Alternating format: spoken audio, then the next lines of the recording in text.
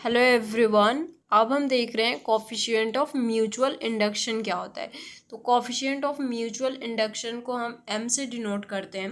तो जो flux linked है सेकेंडरी कॉइल में वो डायरेक्टली प्रोपोर्शनल हो रहा है करंट जो कि फ्लो कर रहा है प्राइमरी कॉइल में।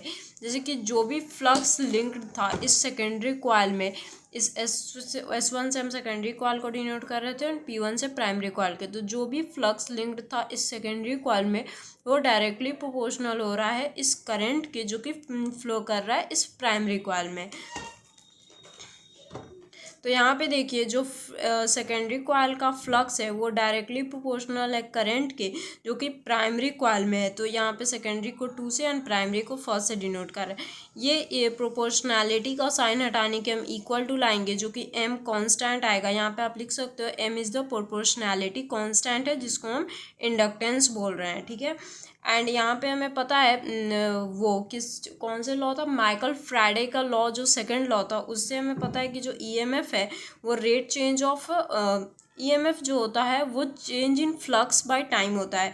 तो यहाँ पे रेट चेंज ऑफ फ्लक्स आ रहा है बाय टाइम, और टाइम यहाँ पे लेंज लॉ से माइनस का साइन आएगा। तो यहाँ से जो ईएमएफ इंड्यूस्ड होगा इस सेकेंडरी कॉइल में, यहाँ पे ये जो इंड्यूस्ड हो रहा है ईएमएफ वो कितना होगा, d∅2/dt होगा। एंड यहाँ पे इस phi2 के जगह पे इसे पुट करेंगे तो mi1/dt आ जाएगा। अब m को बाहर निकाल लो क्योंकि अब कांस्टेंट है, जो इंटीग्रेशन होगा वो i1/it का होगा। तो यहाँ पे ये i1/it का होगा, ठीक है ना।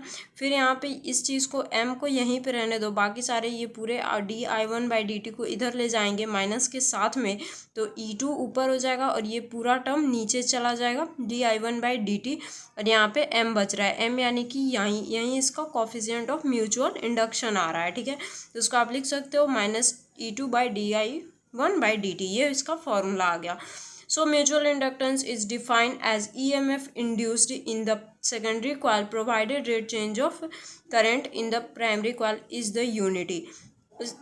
इसलिए आप म्यूचुअल इंडक्शन को यहाँ से डिफाइन कर सकते हो कि जो ईएमएफ इंड्यूस्ड हो रहा है सेकेंडरी कॉइल में वो जो कि प्रोवाइड कर रहा है रेट चेंज ऑफ करंट, जो कि रेट चेंज ऑफ करंट है। रेट चेंज ऑफ करंट मतलब कि एक टाइम में कितना करंट उसमें फ्लो हो रहा है, तो उसी को हम रेट चेंज ऑफ करंट बोलते हैं। तो म्यूचुअल इंडक्शन को आप डिफाइन कर रहे हो ईएमएफ जो कि इंड्यूस्ड हो रहा है सेकेंडरी कॉइल में, और वो प्रोवाइड कर रहा है रेट चेंज ऑफ करंट को जो कि प्राइमरी कॉइल में वो यूनिटी हो जाता है, तो उसको हम लोग म्यूचुअल इंडक्टेंस बोलते हैं, ठीक है। एंड इसकी मैंने SI unit, derivation unit and 1 Henry define करा दिया है, मतलब ये समझा दिया आप सबको पिछले वीडियोज़ में। तो अगर आपने वो वीडियोज़ नहीं देखी है एक्सपेरिमेंट वाली तो आप देख लेना, बहुत ही इंपॉर्टेंट है। सो नेक्स्ट वीडियो में हम कॉफिशिएंट ऑफ सेल्फ इंडक्शन करते हैं।